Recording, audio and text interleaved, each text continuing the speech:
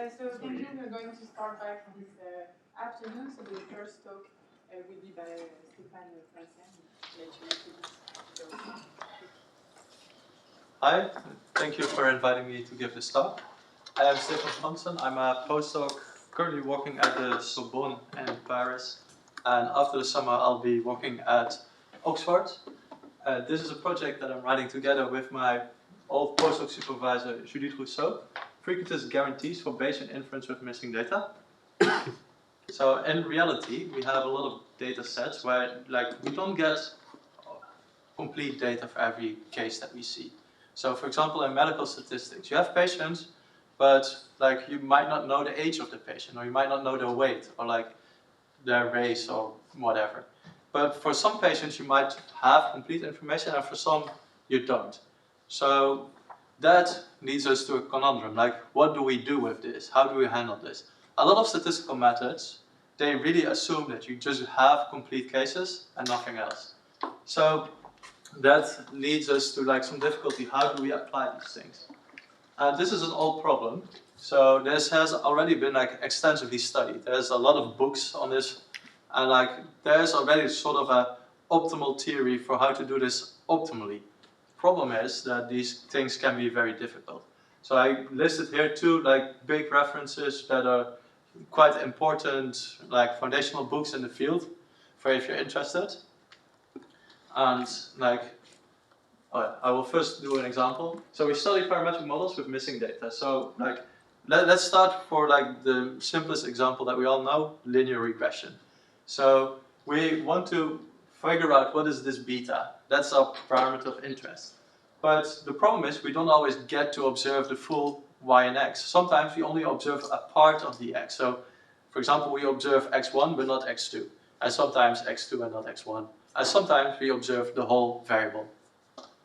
And the difficulty is then that we have to sort of specify a model for the complete distribution. And we can make various choices. So one choice can be to make a parametric model. They are very easy to learn. But the problem is, we are not interested in this distribution of x. We're interested in estimating this beta.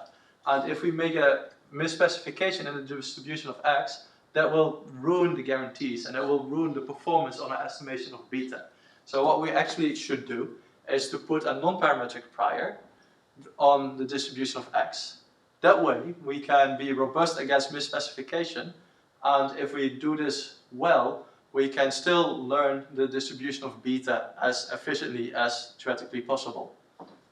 So this gives us a semi-parametric model and lands us firmly into the theory of semi-parametric inference. More generally, we are not necessarily interested in regression. We just want to estimate some conditional parametric model. So we have a covariance x. We specify a non-parametric model for that. We just assume it comes from some distribution g theta. And then we have the conditional distribution y given x that follows some parametric model. And this has some parameter beta, and well, the conditional distribution depends on x and beta. And then we have a missing data mechanism, and the missing data mechanism is just some index r, and that will tell us what we see and what we don't see. So this can be just a binary vector which just tells us this is included or not, or it can be some number depending on what missing data mechanism we actually have. And this has some distribution PR given x and y. And what we observe, this is not the complete data. We won't observe that. What we will observe is this R, so we know what kind of coarsened missing data we have, and then the coarsening. And this CR, these are known measurable maps, and they take as input x and y, and they output some vector, some number. And that is what we see. And what we want to do is to still be able to do our inference on this beta as efficiently as possible. And furthermore, we assume that our data is missing at random. So this probability distribution, so the probability that R takes some specific value, given x and y, that only depends on the coarsen data, so the thing that we actually observe, nothing that we do not observe. That's a fundamental assumption, because if you have some other, like if you don't have this, then the missingness mechanism is informative. And you run into like misspecification issues that you cannot identify what the true model is. So this is a necessary assumption to make unless you really start imposing like strong assumptions on the missingness mechanism. And if you don't want to do that, you have to do this, which is also a strong assumption, but less strong than having like a specific known missingness model. So there's a bunch of methodologies for like solving this problem. So the first one is just like list-wise deletion. We get our data, we have like cases which are incomplete, we just delete them. We like run our standard parametric model and we'll get our estimates. Furthermore, there's imputation, which is like, okay, we have our cases which have like missing data.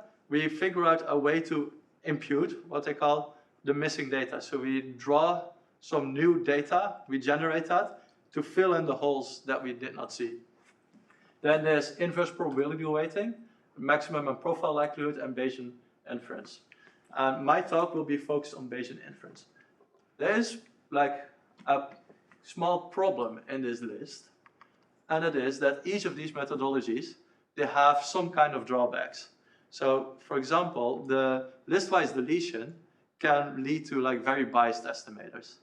Then, like a lot of these estimators, they are either inefficient or they're super complicated because they typically like have some trade-off. You can make them more and more complicated to become more and more accurate, but it will be very hard to be as accurate as possible. They become very complicated.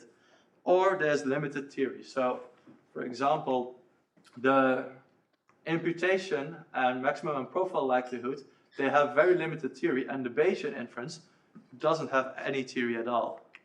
So on the Bayesian side, I aim to rectify this. I aim to provide all the theory to design proper priors, proper methods. So what is Bayesian inference? Like most of us here will know Bayesian inference, so we just start with a model, and then we put a prior probability distribution pi on theta, such that like the distribution x, which now is the pair y and x, given theta comes from this distribution. Then what we do, we look at the posterior distribution, and that is the thing, so that's the conditional probability distribution given the observations, and this is the thing that drives our inference. This is what we use to learn. And one important question that I focus on in my research is uncertainty quantification. And the counterpart of a like confidence set, which is the way you express like uncertainty quantification and frequentist statistic, is a credible set. And it has basically the same like definition, except that we look at the posterior probability of inclusion to this set instead of the true probability. And what you see here is that we have this posterior distribution. And like again here, the posterior distribution. And this is a subjective choice because you have to specify your prior. This is a subjective choice. So that leads to the posterior and therefore your uncertainty quantification being subjective. And that raises a question. Can we trust this inference if like it starts fundamentally with like a subjective choice? And do therefore credible sets even give like frequentist values coverage? Because I say we're 95% sure that the truth is in this small region, but is that a 95% with respect to reality, or is that to my personal beliefs? These are different questions, and what we want is that my personal beliefs, if I use Bayesian methods, they become more and more accurate and more objective. So one way of resolving this is using a Bernstein von Mises theorem. So we can take a functional of like the true like of the parameter. So for example, we are not interested in distribution of that like covariance. We're only interested in this beta. So in our case, what you should read is beta minus the efficient estimator for beta given the data. So we look at the posterior distribution, we rescale it, then this converges weakly, so the posterior distribution converges weakly to some asymptotic distribution. And this framework allows you to translate a lot of like properties of the like posterior mean or like this efficient estimator to the whole posterior, because we can approximate the posterior very well. And that's roughly the idea behind Bernstein von Mises theorem, why that's so useful. And then what we want to show is that, okay, there exists some optimal kind of estimator phi hat n, and this asymptotic distribution is related to the distribution of this phi hat n, and therefore we can sort of conclude that the posterior distribution is the optimal distribution, so it's really the best way asymptotically to do inference. And that's what I tend to prove in my theorems. So I am working, and it's a work in progress. So we have more or less solved most things. There's just like one little question open, and it influences a bunch of other choices. But this is sort of the final expected result that we can sketch. So you have to make some model assumptions. So there's an assumption that this distribution of the data has a density, otherwise you cannot estimate conditional distributions that well. And you need to estimate conditional distributions to sort of fill out the data that you have not yet seen. Then you have to have that, okay, this parametric model, well, we have to make some small assumptions on like how smooth it is. Then the missing data mechanism has to have also smoothness, and that the probability of a complete case is bounded from below, because we have to like see enough complete cases to actually be able to learn. If we do not see any complete cases, we have no chance of learning this conditional distribution. So in a sense, you have to give enough guarantees, and this is really the condition that you need.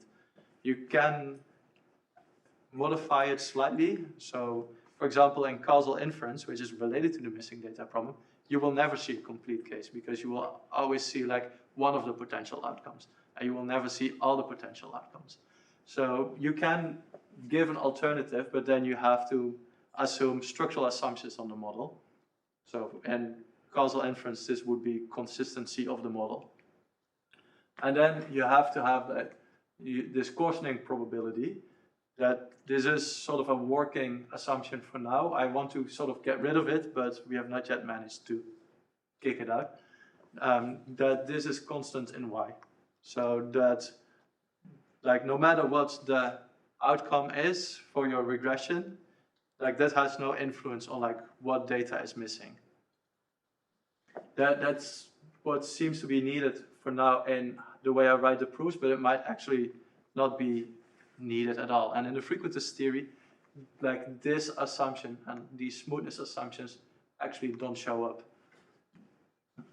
Then you need to have some assumptions on like how to define, like how to design the prior. So these are like the typical questions that you need in like the Bernstein von Mises literature to show that there's some, like your prior can learn well enough. And that, under all these assumptions, then we can sort of conclude that the Bernstein von Mises theorem will hold. So next, I will give a rough overview of like the proof and what we're currently doing. So like, what do we have so far? Like we're trying to prove this Bernstein von Mises theorem. So in a previous paper, together with my PhD supervisor, we have designed a like Bernstein von Mises theorem, which is working well for mixture models. And missing data problems are a type of mixture models. So we try to now verify the conditions that go into this theorem. And there's a bunch of different conditions. First, you have to be able to get close to the truth, because then we can do our Taylor expansions and stuff. So first we have to have some consistency. We will converge to the truth.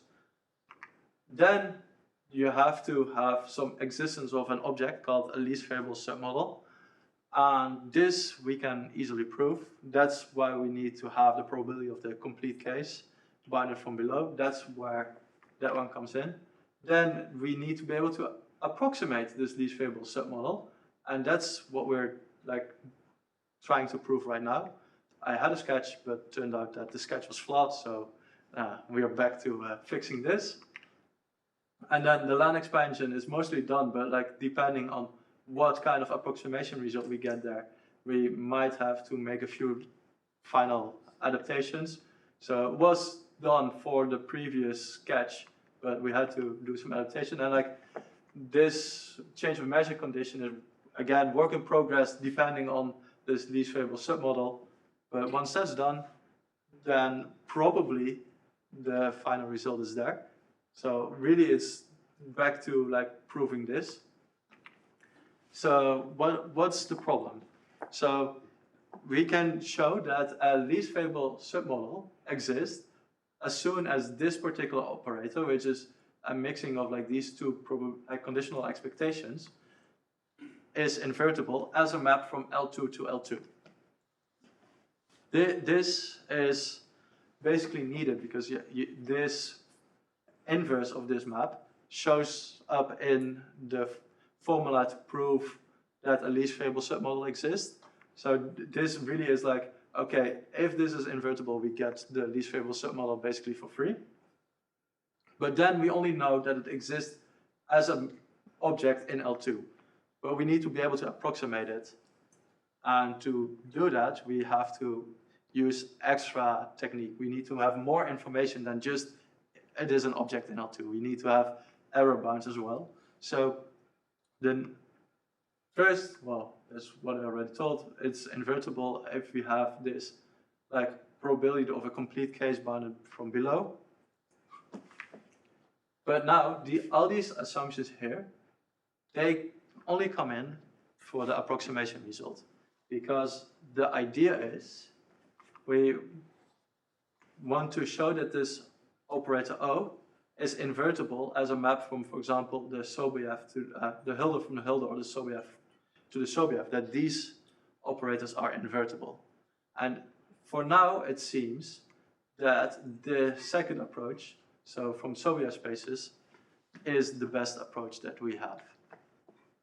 So to show that this works, we basically have one step left to do. So we can define some projection operator.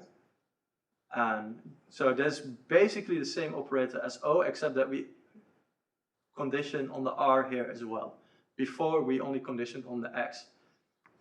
And then if you have the Bessel operator, which is like the isomorphism between like Sobolev spaces and L2, you can do some conjugation, you can do a whole bunch of analysis that's quite straightforward, but then all that's left is to show that for every R, this commutator from the Sobolev space to another Sobolev space is smoothing, and therefore, as a map from like this Sobolev space to L2, it will be compact. That is the approach that we're doing at the moment, and this is basically all that's left. And for this, we need to develop some new theory because the old approaches were a bit tough. So that's more or less where we're stuck. And then I have a whole list of references, and there's some earlier papers. So there's on the conditional density estimation, there is like on missing data, there is like the paper on like the mixture models and some Bayesian stuff. And that was my talk.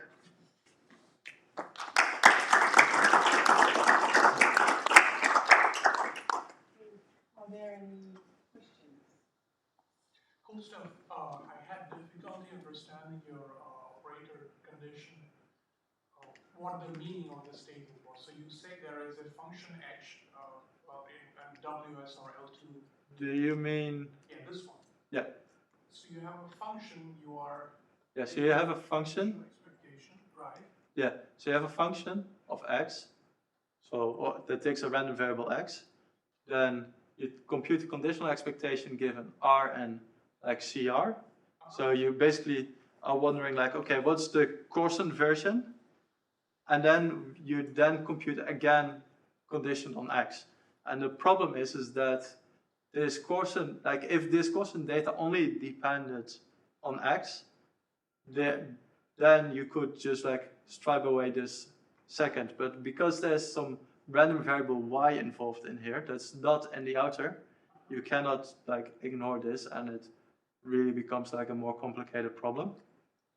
So wait, do you want to say that the edge inside is actually edge of x? Yes. Yeah. And that answers my question. Yeah. Thank you. Any other questions?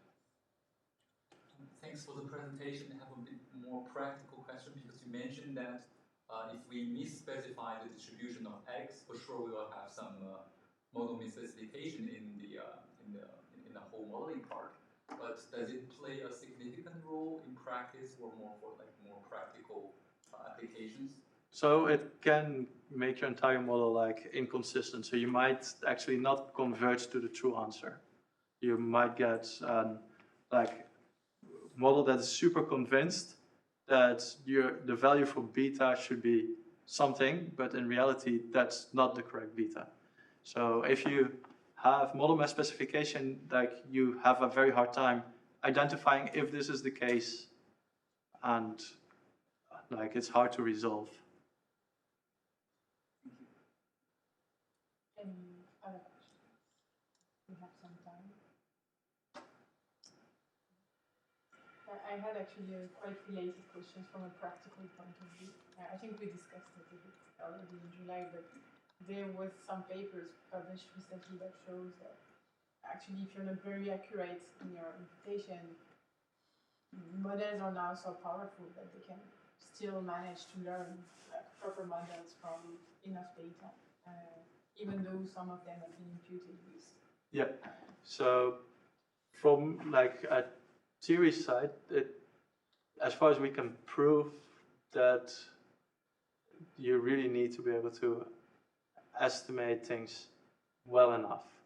What exactly is well enough, like, can be complicated, but like from the like in the asymptotics, you do need to have this like rate of convergence that otherwise like you do not get the error bounds. Your rate of convergence has to be like good enough. Any last questions? No? Okay, so thanks again for that.